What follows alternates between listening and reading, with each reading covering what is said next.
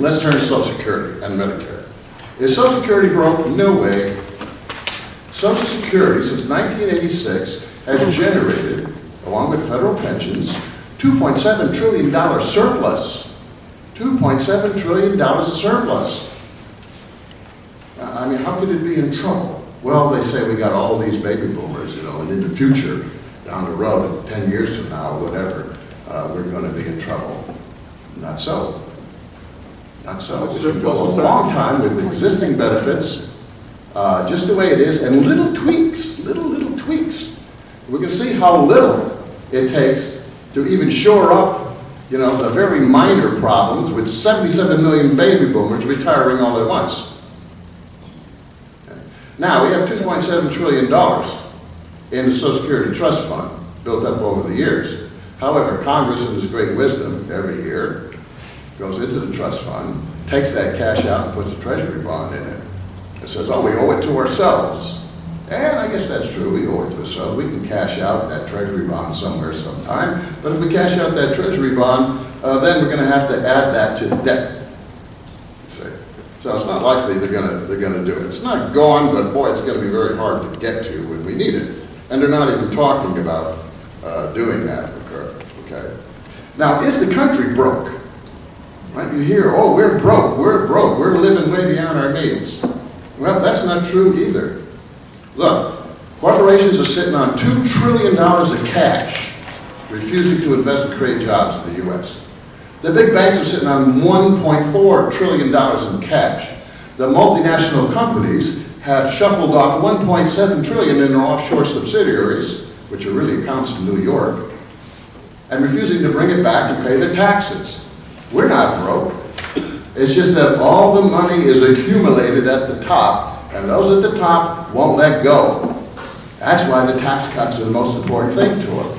It's not deficits that are the most important thing to Republicans and business. It's the tax cuts, stupid. That's what it's all about. Protect those tax cuts. And yeah, if we're going to do something about the deficits, make the people pay for the deficits. You know, cut their Social Security, Medicare, education, so on and so forth.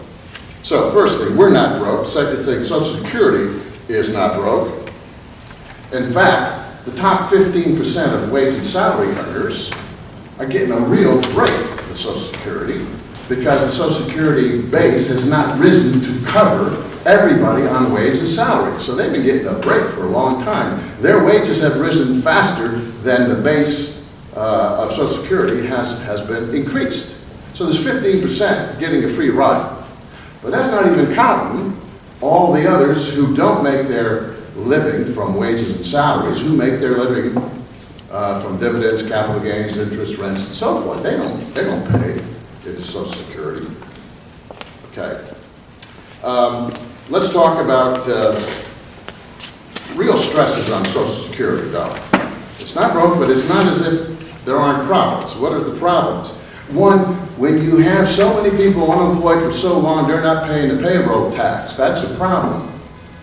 And when you have wages flat and stagnant for the middle class for so long, that means they're not paying as much into it as well.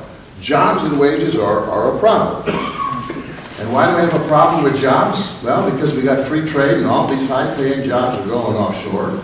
You know, we sent 2.4 million jobs offshore admitted by multinational corporations.